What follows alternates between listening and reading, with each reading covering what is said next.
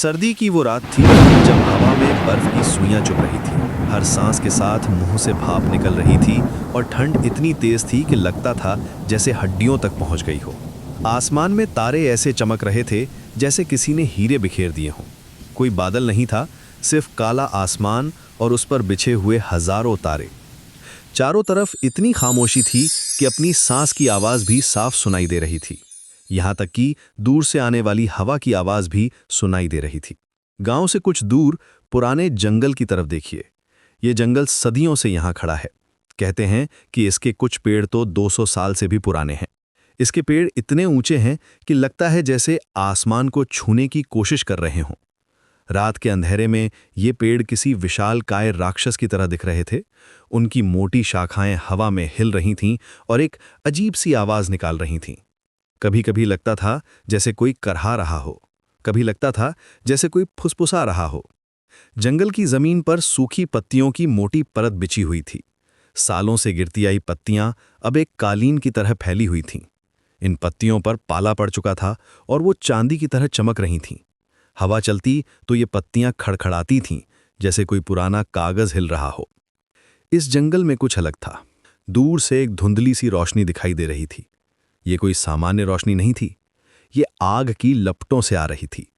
पेड़ों के बीच से झांकती हुई ये रोशनी बता रही थी कि यहाँ कोई है। रोशनी कभी तेज होती, कभी धीमी, जैसे आग में लकड़ी डाली जा रही हो। जैसे जैसे आप उस रोशनी के पास जाते हैं, आपको पता चलता है कि ये कोई साधारण कैंप नहीं है, ये डकैतों का अड्डा है।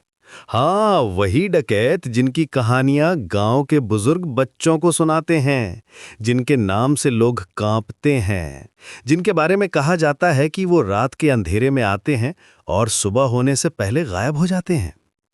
आग के चारों तरफ 5-6 लोग बैठे हैं। उनके चेहरे आग की रोशनी में साफ दिख रहे हैं। कुछ अपनी तलवारें साफ कर रहे हैं, धीरे धीरे कपड़े से पोंछ रहे हैं, कुछ खाना बना रहे हैं, एक बर्तन में कुछ उबल रहा है। उनकी आंखों में एक अजीब सी चमक है, शायद ये किसी नई योजना के बारे में सोच रहे हैं। उनके कपड़े मैले हैं, बाल बिखरे हुए हैं, लेकिन उनकी आंखों में एक तेजी है। इस ठंडी रात में आग की गर्माहट उन्हें राहत दे रही है, लेकिन उनके दिलों में जो आग जल रही है वो इससे कहीं ज्यादा तेज है। ये लोग कानून से डरते नहीं, समाज के नियमों को मानते नहीं। उनका अपना एक अलग संसार है, एक ऐसी दुनिया जहां सिर्फ ताकत का राज है। जंगल की खामोशी में कभी कभी उनकी हंसी की आवाज गूंजती है, एक कर्कश डरावनी हंसी। कभी किसी के गुस्से की आवाज, कभी कोई गाली देता है, कभी कोई पुरानी बात का जिक्र करता है। ये आवाजें रात के सन्नाटे को तोड़ती हैं और फिर सब कुछ शांत हो जाता है, जैसे कुछ हुआ ही ना हो। आसमान में तारे अभी भी चमक रहे हैं। वो इन सबको देख रहे हैं लेकिन कुछ नहीं कह रहे। सदियों से वो ऐसे ही नज़ारे देखते आए हैं। चांद भी छुप गया है बादलों के पीछे, जैसे वो भी इस नज़ारे को देखना नहीं चाहता, जैसे वो भी इन सबसे परेशान हो गया हो। हवा में ठंडक और भी बढ़ गई है। रात जैसे जैसे गहरी होती जा रही है, ठंड भी बढ़ती जा रही है। पेड़ों की पत्तियां सूख चुकी हैं और हवा के साथ हिल रही हैं। उनकी आवाज ऐसी लग रही है जैसे कोई फुसफुसा रहा हो, जैसे जंगल खुद कुछ कहने की कोशिश कर रहा हो, जैसे वो चेतावनी दे रहा हो। डकैतों के कैंप से धुआं उठ रहा है, काला गाढ़ा धुआं। ये धुआं सीधा आसमान की तरफ जा रहा है और तारों के बीच गायब हो जा रहा है। इस धुएं में उनके सपने हैं, उनकी योजनाएं हैं, उनके डर भी हैं। हाँ, डर भी है, क्योंकि वो भी जानते हैं कि एक दिन उनका भी हिसाब होगा। रात और भी गहरी होती जा रही है। गांव के लोग अपने घरों में सो चुके हैं। उन्हें पता नहीं कि उनके इतने पास ही ये सब हो रहा है।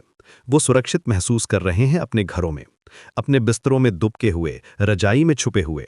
लेकिन जंगल में ये लोग जाग रहे हैं, हमेशा की तरह सतर्क, हमेशा की तरह तैयार। आग की लपटें कभी तेज होती हैं, कभी धीमी, जैसे वो भी इस रहस्यमयी रात का हिस्सा बनना चाहती हैं। डकैतों के चेहरे कभी रोशनी में आते हैं, कभी अंधेरे में छुप जाते हैं। उनकी परछाइयां पेड़ों पर नाचती रहती हैं। ये रात सिर्फ एक ठंडी रात नहीं है, ये एक कहानी है। एक ऐसी कहानी जो सदियों से चली आ रही है। जंगल, डकैत, रहस्य और खामोशी, सब कुछ मिलकर एक अजीब सा माहौल बना रहे हैं। एक ऐसा माहौल जो डराता भी है और आकर्षित भी। तारे अभी भी चमक रहे हैं, वो इस सब के गवाह हैं। कल सुबह जब सूरज निकलेगा तो शायद ये सब एक सपने की तरह लगे, लेकिन अभी, इस वक्त, ये सब बिल्कुल सच है, बिल्कुल असली।